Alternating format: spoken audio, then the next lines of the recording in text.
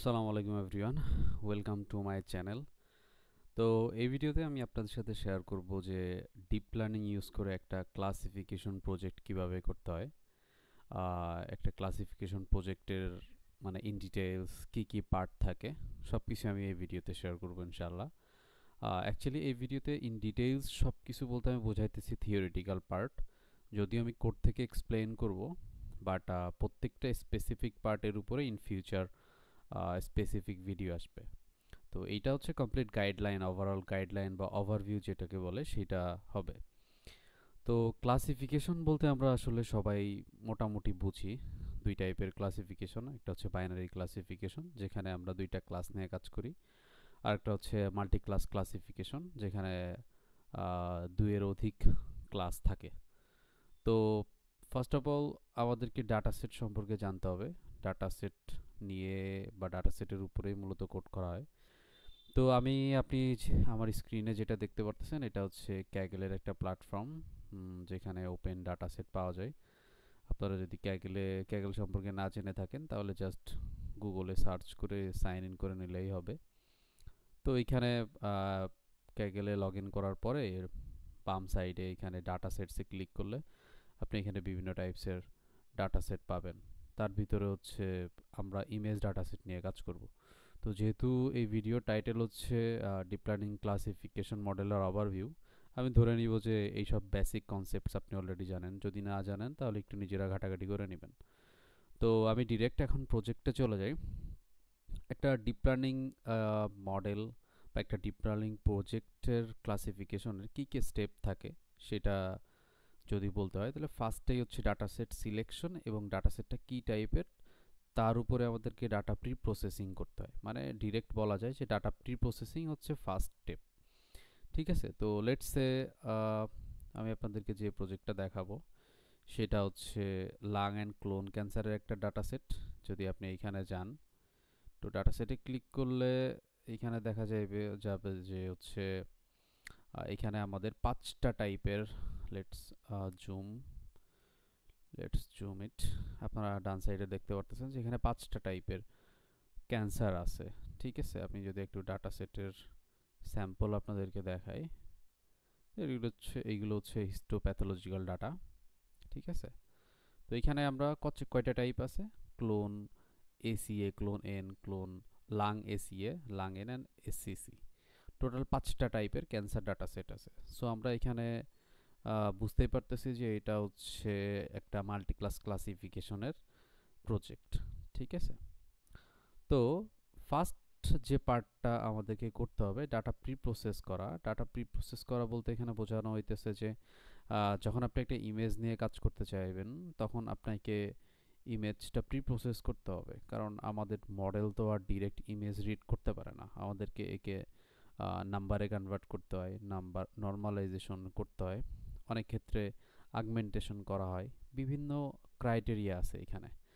তো আপনার ইমেজের উপর ডিপেন্ড করবে যে আপনি আসলে কিসের থ্রুতে যাবেন বা আপনি কি কি কাজ এখানে করবেন।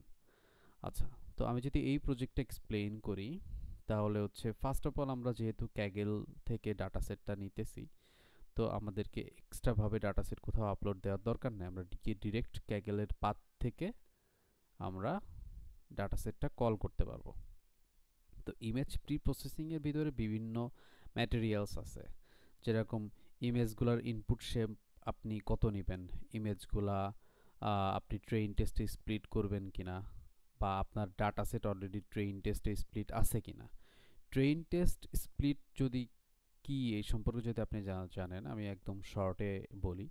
ট্রেইন হচ্ছে যে ডাটা সেটটা দিয়ে আপনি আপনার মডেলকে শেখাবেন, যে ডাটা সেটটা দিয়ে আপনি আপনার মডেলকে শেখাবেন যে একটা লাংকো ক্যান্সার দেখতে কেমন। লেটসে আমি এখানে যদি আমি যাই, তো এখানে দেখা যাচ্ছে যে আমাদের পাঁচটা টাইপের ক্যান্সার আছে। তো আপনি আপনার মডেলকে শেখাবেন, লেটসে 80% ডাটা দিয়ে আপনি আপনার মডেলকে শেখাইতেছেন যে ইমেজটা যদি এরকম দেখতে হয় তাহলে তুমি এটাকে ক্লোন এসিএ বলবা।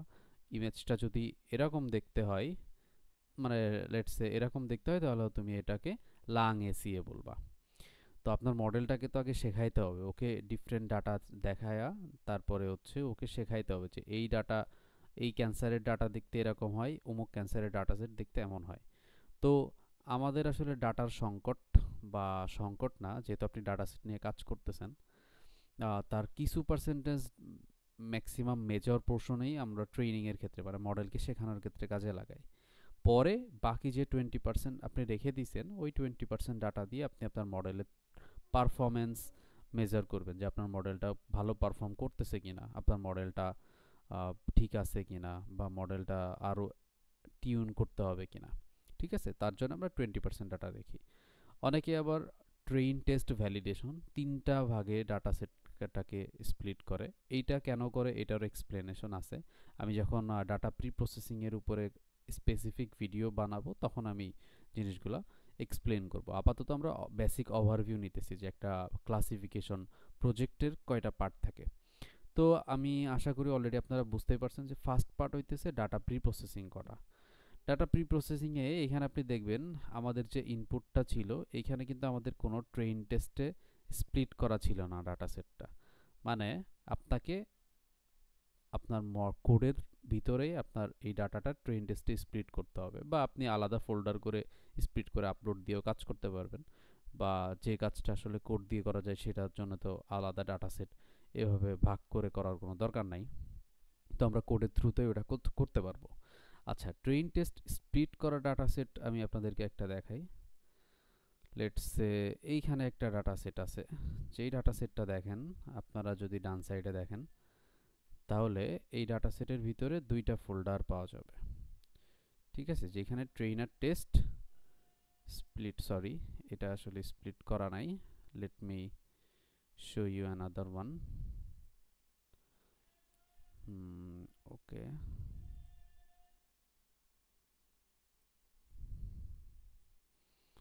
আচ্ছা আমরা যদি এই ডাটা সেটটার দিকে তাকাই তাহলে দেখেন এইখানে ট্রেইনার টেস্ট ডাটা সেটটা স্প্লিট করা আছে। এটা রেশিও যদি আপনি দেখেন তো এইখানে হচ্ছে কতগুলা ইমেজ আছে, 90টা ইমেজ আছে টেস্টের ভিতরে, আর ট্রেইনের প্রত্যেকটা ফোল্ডারে প্রায় 498টা ইমেজ আছে। তো এটা আমার নিজেরই কাস্টমাইজড একটা ডাটা সেট, যেটা আমি 80/20 রেশিওতে রাখার ট্রাই করছিলাম, যদিও একদম এক্স্যাক্ট 80/20তে নাই। বাট আমরা মেইনলি 80/20 বা 70/30 এই টাইপেরই স্প্লিট করে থাকি ট্রেইনার টেস্টের ভিতরে। এনিওয়েজ, আবার আমাদের বেসিক প্রজেক্টে চলে যাই। আচ্ছা, তারপরে আপনি যে ইমেজগুলো নিয়ে কাজ করতেছেন এই ইমেজগুলা আসলে আপনি কোন ইনপুট শেপে আপনার মডেলে ইনপুট দিবেন সেটা একটা ডিপেন্ডেন্সি আছে। ঠিক আছে, যেরকম হচ্ছে আপনি এই ইমেজটা একরকম, এই ইমেজটা একরকম, তারপরে এই ইমেজটা আর একরকম। এখানে যদিও ম্যাক্সিমাম ইমেজই লেবেল করা আছে, কিন্তু লেটস আচ্ছা let's go two data set where images are not labelled. So একটা ডাটা সেটে আমরা যাই, এখান থেকে আপনি ফিল্টার করতে পারবেন। ইমেজেস লিখে যদি আমি সার্চ দিই, ইমেজ ক্লাসিফিকেশন যদি আমি অ্যাপ্লাই করি ফিল্টারে, তারপরে লেটসে আমরা যে কোনো একটা ডাটা সেটে যাই, এই ডাটা সেটটায় আমি গেলাম। ডাটা সেটটা যাওয়ার পরে আমি দেখলাম এইখানে একটা ইমেজ আছে, যে ইমেজটা মোটামুটি ভালো রেজলিউশন, ভালোই দেখা যাইতেছে। Let's go to another one. এইখানে ইমেজটা তো সব সেম লেভেলই করা আছে। ওকে, গুড। আমি আসলে যেটা দেখাইতে চাইতেছি সেটা আসলে পাচ্ছি না। আচ্ছা, এই ইমেজগুলোও সব লেবেলড করা রয়েছে। তো let me find another one. এইখানে যেয়ে দেখি।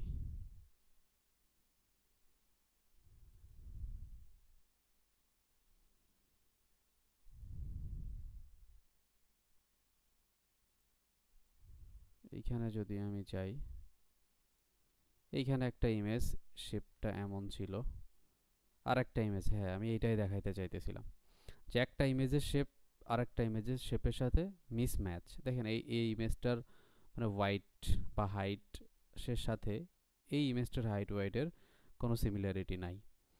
আচ্ছা, তো আমরা যখন একটা মেশিন লার্নিং মডেল বা ডিপ লার্নিং মডেল ট্রেন করতে চাই, তো আমাদের ইনপুট শেপ, এখানে আমাদের যে ইনপুট শেপটা দেখতেছেন, ইমেজ হাইট, ওয়াইট, প্যাচ সাইজ, ঠিক আছে, এর ভিতরে ইমেজের হাইট ওয়াইটটা সেম শেপের আপনার মডেলকে পাস করতে হয়। তো এই যে পাস করার কাজটা, এটা হচ্ছে ডাটা প্রি প্রসেসিংয়ের একটা ভিতরের কাজ। ঠিক আছে, তো ডাটা প্রি প্রসেসিংয়ে আপনার মডেলের পাথ দিতে হবে, সরি ডাটার পাথ দিতে হবে। তারপরে আপনার ইমেজের হাইট ওয়েট কত আছে এটা দিতে হবে প্রি প্রসেসিংয়ের ক্ষেত্রে। ঠিক আছে, কারণ আপনার ফুল ইমেজ ডাটা সেটটা প্রি প্রসেসড করতে হবে সেম শেপের ভিতরে। ঠিক আছে, কালার্ড ইমেজ হইলে আমরা 224, এখানে যেরকম 224x224 হাইট ওয়েট ইউজ করা হয়েছে। আর যেহেতু এটা কালার্ড ইমেজ নিয়ে আমরা কাজ করতেছি, তো 8 GB চ্যানেলের জন্য আমাদেরকে 3 পাস করতে হবে। আর এইখানে আপনারা দেখতে পারতেছেন যে ভ্যালিডেশন স্প্লিট 0.2, মানে আমরা 20% ডাটা ভ্যালিডেশনের জন্য স্প্লিট করছি। যেহেতু আমি অলরেডি বলছি আমাদের এই ডাটা সেটটা স্প্লিট করা ছিল না ট্রেন টেস্টে, কিন্তু এই ডাটা সেটটার ক্ষেত্রে যদি আপনি দেখেন, লেটস সে এইখানেও না, এখানেও ট্রেন টেস্ট স্প্লিট করা হয়েছে। আচ্ছা, আপনাদেরকে আমি এমন একটা কোড দেখাই যেখানে ট্রেন টেস্ট আসলে স্প্লিট করা হয় নাই। Let's go to this one. আচ্ছা, এই ডাটা সেটটার ক্ষেত্রে ট্রেন টেস্ট ডিফারেন্ট থাকার কথা।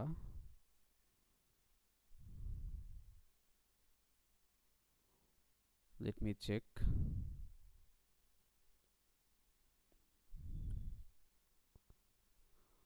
এখানেও নাই। Okay, let's go to another one. Let's go to my code. cancer.net MIFM final MIFM. Okay,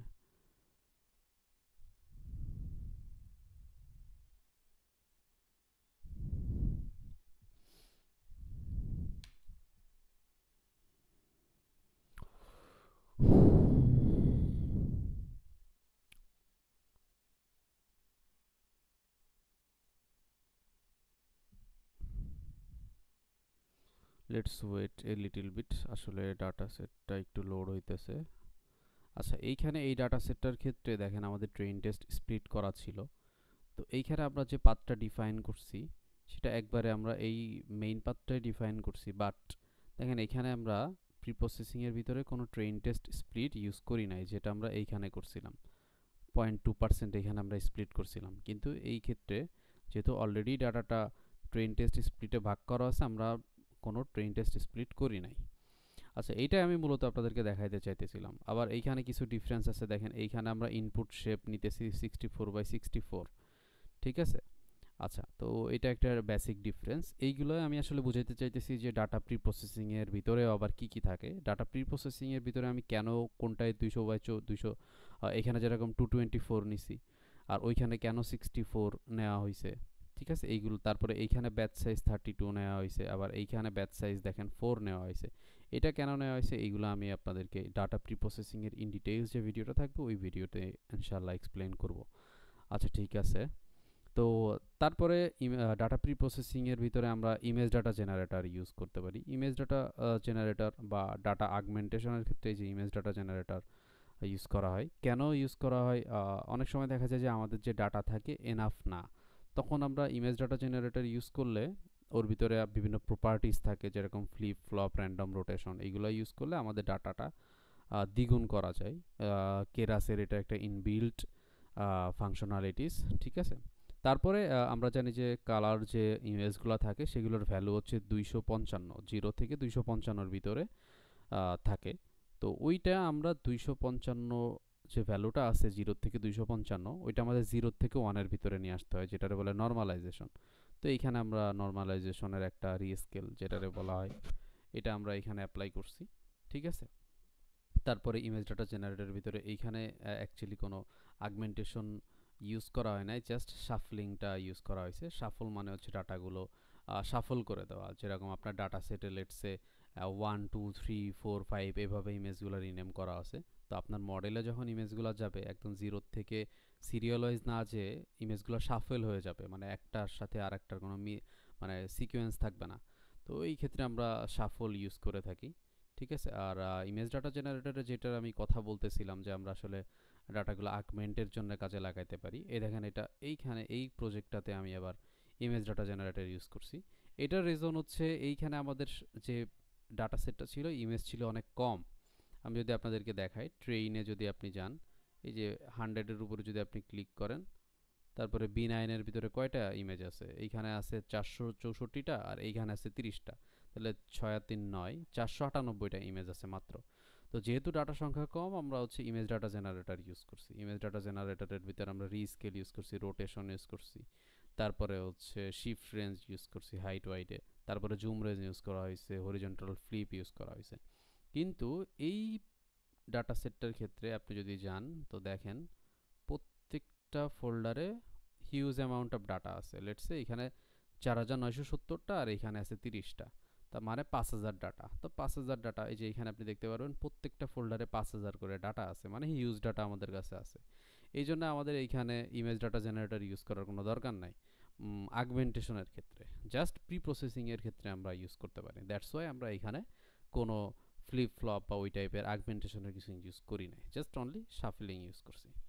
আচ্ছা, তারপরে ভ্যালিডেশন জেনারেটরে আমরা কখনোই ভ্যালিডেশন ডাটা আমরা কখনো আগমেন্ট ইউজ করি না, জেনারেলি মেইনলি করা হয় না।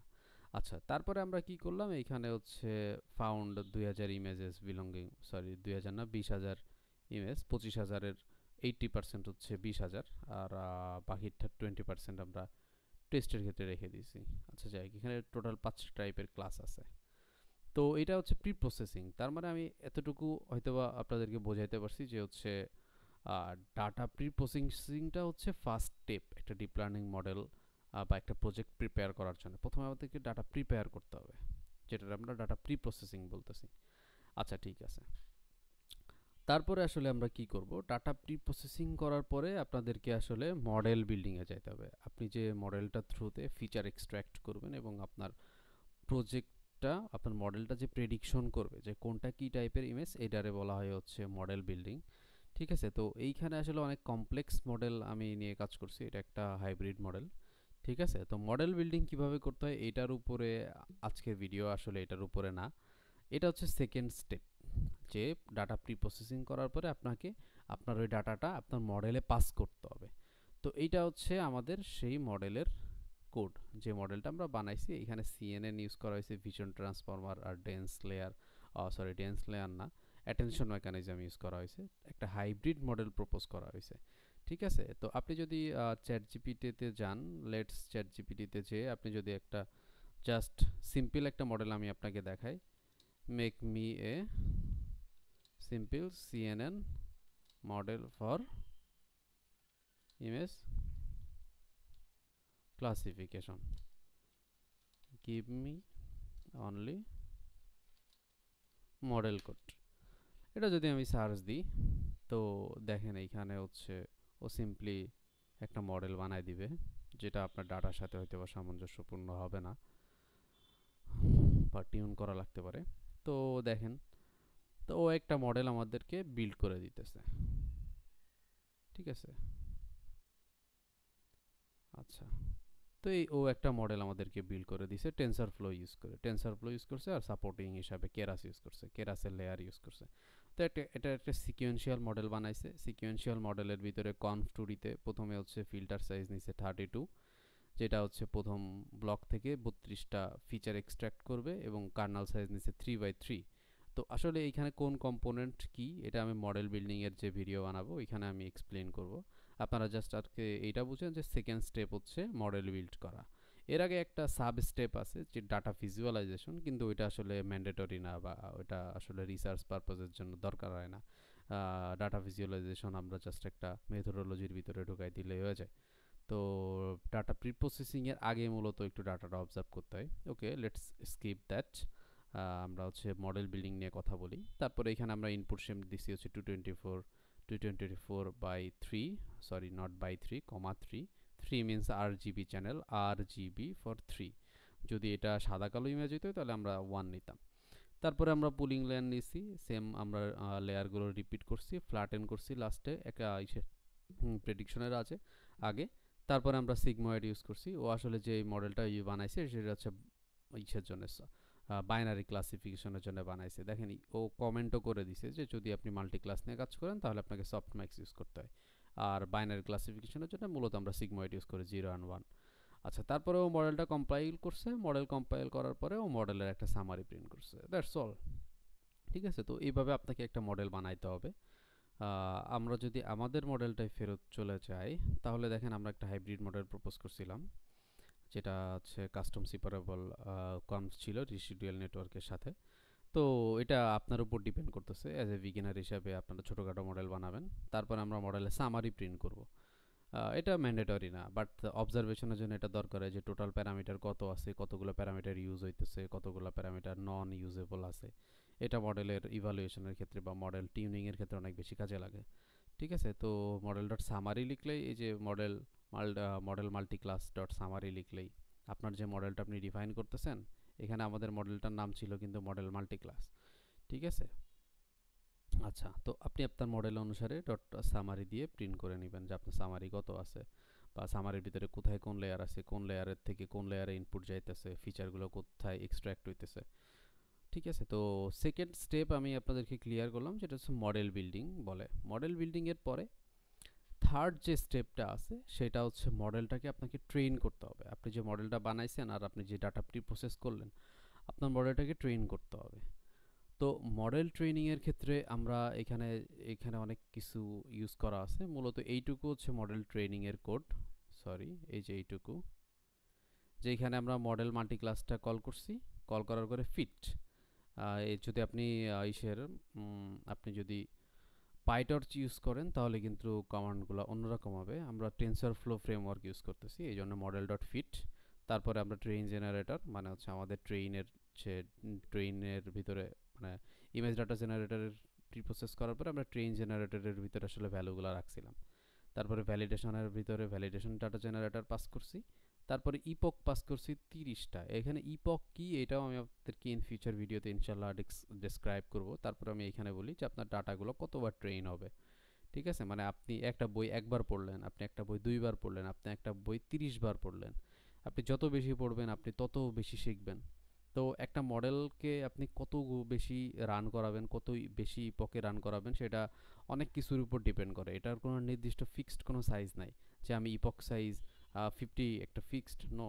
ইপক সাইজ ইপক হচ্ছে 10 একটা ফিক্সড, আসলে এরকম কোনো কিছু ডিফাইন করা যায় না। এটা আপনার মডেল ট্রেন করে করে দেখতে হয় যে আপনার মডেলের জন্য আপনার মডেল কত ইপক রান করার পরে ও অ্যাকচুয়াল জিনিসটা শিখে ফেলতেছে। আবার কম ইপক রান করলে দেখা যায় যে মডেল কম শেখে, বেশি ইপক রান করলে মডেল বেশি শেখে, জিনিসটা এরকমও না। আপনি যদি দেখা গেল আপনি 500 ইপক চালাইতেছেন, তখন আপনার মডেল আবার বেশি শিখে ফেলবে। মানে ওর আপনি ওই বইয়ের বাইরে ও আর কিছুই বুঝবে না, যেটা হলো ওভারফিটিং। তো কোনটা ওভারফিটিং কোনটা আন্ডার ফিটিং এবং কত ইপক আপনি চালাবেন সেটা বোঝার যে ক্রাইটেরিয়া বা টিপস অ্যান্ড ট্রিক্স আছে, এগুলো আমি ইন ফিউচার ভিডিওতে ইনশাল্লাহ ডিসকাস করব। আচ্ছা, ঠিক আছে, তারপরে আসলে কলব্যাকস মানে হচ্ছে আপনি আপনার মডেল ট্রেনিংয়ের ক্ষেত্রে বিভিন্ন জিনিস ডিফাইন করে দেওয়া যায়, যেরকম আর্লি স্টপিং। এই যে এইখানের সাথে ইপকের একটা সম্পর্ক আছে, যেরকম আপনি হচ্ছে 100 ইপক চালাইলেন, তো আপনার মডেল 50টা ইপক চলার পরে আর শিখতেছে না, মানে ওর অ্যাকুরেসি আর বাড়তেছে না। ঠিক আছে, তখন আপনি প্যাশেন্স লেভেল 5, যা 5টা 50 ইপক চলার পরে আরও 5টা ইপক চলছে, 55 ইপক পর্যন্ত চলার পরেও আপনার মডেল আর শিখতেছে না, তখনও আর্লি স্টপিং করে দেবে, মানে আপনার মডেলের ট্রেনটা থামাই দেবে, যদিও আপনি ওইখানে ইপক চালাইছিলেন 100। তো এটা আর্লি স্টপিং একটা কলব্যাকস, যেটা আপনার মডেলের উপরে দেখভাল করে, ঠিক আছে, ইভালুয়েট করে। যদি দেখে যে মডেল আর শিখতেছে না, ও ট্রেনিংটা থামাই দেয়। আচ্ছা, তারপরে লার্নিং রেট রিশিডিউলার, ঠিক আছে, এটাও একটা বিষয়, এটাও ইন ডিটেলস আপনাদেরকে ইন ফিউচার বুঝাবো। তারপরে চেক পয়েন্টস, লেটসে আপনি এটা ইউজ করেন না, আর্লি স্টপিং ইউজ করেন নাই, বা হোয়াট এভার করছেন, তা আপনার মডেল 100 ইপক মনে করেন যে চলছে, কিন্তু 70 নাম্বার ইপকে আপনার মডেলের অ্যাকুরেসি বা পারফরমেন্স সব থেকে ভালো ছিল।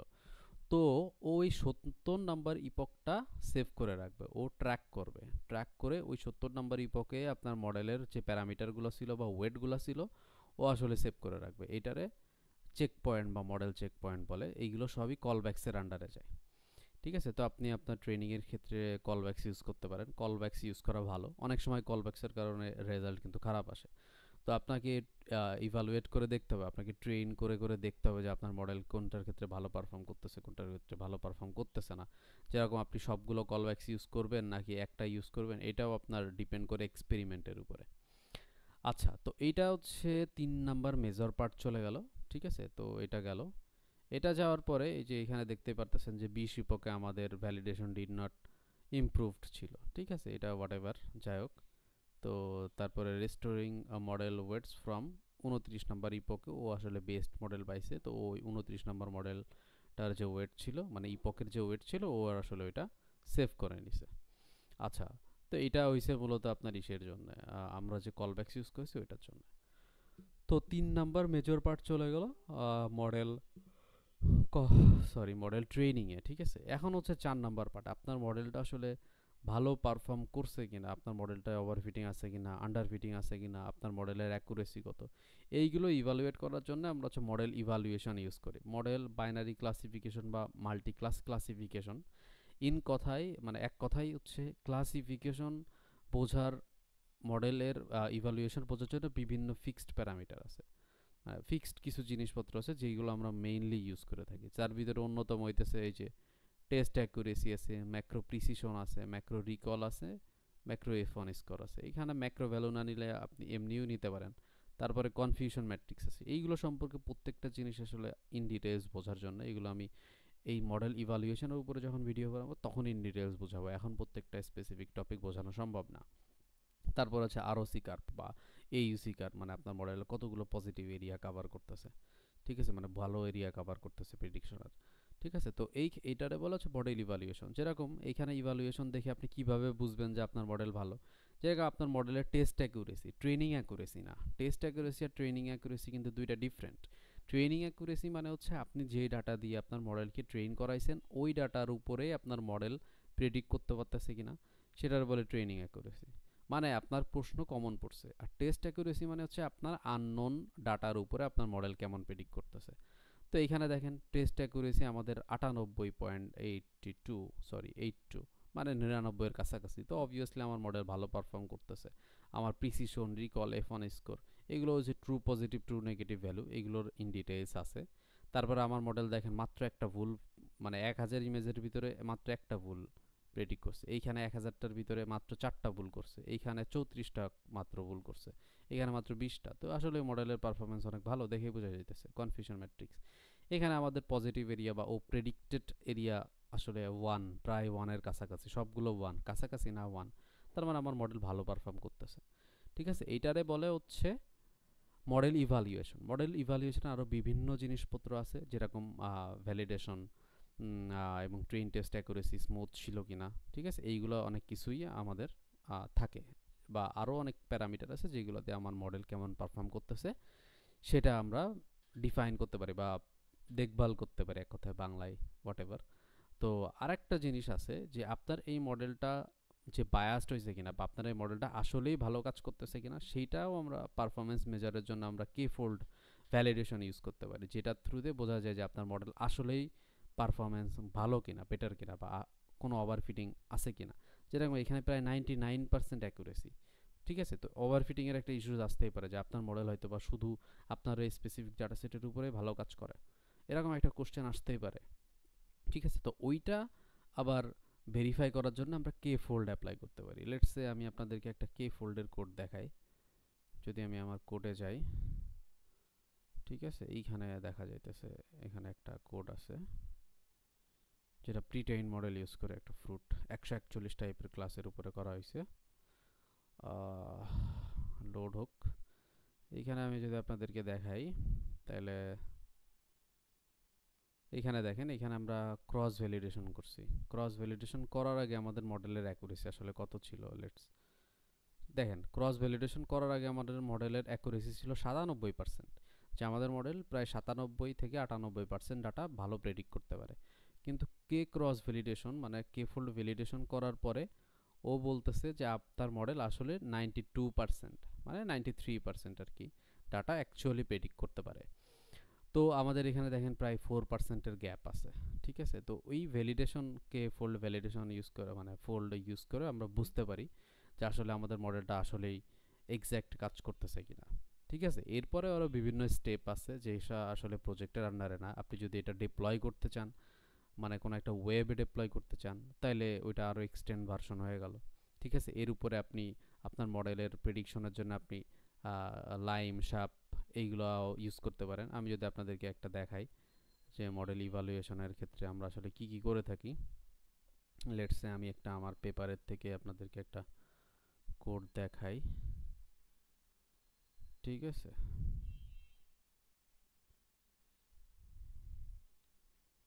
যে এইখানে যদি আমি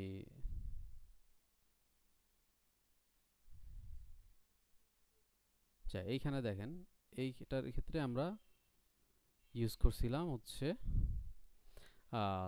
এক্সপ্লেনেবল এআই এর আমরা লাইম এখানে এক্সপ্লেন করছিলাম, লাইম অ্যাপ্লাই করছিলাম যে আমাদের মডেলটা আসলে কোন পার্টের জন্য আসলে প্রেডিক্ট করতেছে, কোন পার্টের জন্য আসলে ও বলতেছে যে এটা ম্যালিগন্যান্ট নাকি এটা বিনাইন।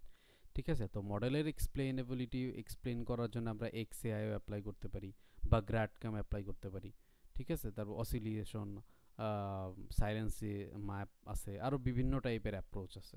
ঠিক আছে, তো ওইগুলো আমরা অ্যাপ্লাই করতে পারি আসলে। ঠিক আছে, যে আমাদের মডেলের আসলে আমরা যে মডেলটা বিল্ড করছি ওইটা আসলে প্রপারলি কাজ করে কিনা। তো এটা হচ্ছে মোটামুটি ওভারঅল বেসিক ওভারভিউ যে একটা ডিপ লার্নিং মডেল কীভাবে বিল্ড করতে হয়। প্রথমে হচ্ছে ডাটা প্রি প্রসেসিং, যেখানে বিভিন্ন স্টেপস আছে প্রি প্রসেসিংয়ের। তারপরে হচ্ছে মডেল বিল্ডিং, তারপরে হচ্ছে মডেল ট্রেনিং, তারপরে হচ্ছে মডেল ইভালুয়েশন। ঠিক আছে, মূলত এই চারটা মেইন মেজর স্টেপ বা পোর্শনে আমরা একটা ডিপ লার্নিংয়ের ক্লাসিফিকেশন প্রজেক্টকে ডিভাইড করতে পারি। এনিওয়েজ, আমরা আমরা হচ্ছে আমাদের ইউটিউব চ্যানেলে যদি আপনি নতুন হন তাহলে অবশ্যই আমাদের ইউটিউব চ্যানেলটা সাবস্ক্রাইব করবেন, এবং আপনারা যদি ক্যাপস্টোন রিলেটেড কোনো প্রজেক্ট করতে চান বা গাইডলাইনের অভাব থাকে, পাবলিকেশনে কাজ করতে চান, বা হচ্ছে কোনো প্রজেক্ট রিকোয়ার্ড থাকে, তাহলে আপনারা আমাদের ফেসবুক পেজ ভিজিট করতে পারেন। Let me show you our Facebook page. আমি লিঙ্ক আসলে ডিসক্রিপশনে দিয়ে দিব। ঠিক আছে, আপনারা আপনাদের যে কোনো প্রজেক্ট রিলেটেড, থিসিস রিলেটেড বা ক্যাপস্টোন রিলেটেড যদি কোনো হেল্প বা কোনো গাইডলাইনের প্রয়োজন হয়, তাহলে আপনারা আমার এই পেজে নক করতে পারেন। ঠিক আছে, পেজটা হচ্ছে এআই নেক্সট জেন। ঠিক আছে, বা আমি ডিসক্রিপশনে হোয়াটসঅ্যাপ নাম্বার প্রোভাইড করব আমার পেজের। ঠিক আছে, ওইখানে আপনারা নক করতে পারলে আপনারা আপনাদের ক্যাপস্টোন বা বিভিন্ন প্রজেক্ট রিলেটেড গাইডলাইন বা বিভিন্ন ডিল আপনারা ওইখানে করতে পারবেন। ঠিক আছে, আর আপনি যদি আমার পেজটাকে ফলো করে না থাকেন তাহলে অবশ্যই আমার পেজটাকে ফলো করবেন। So that's all for today. Thank you guys.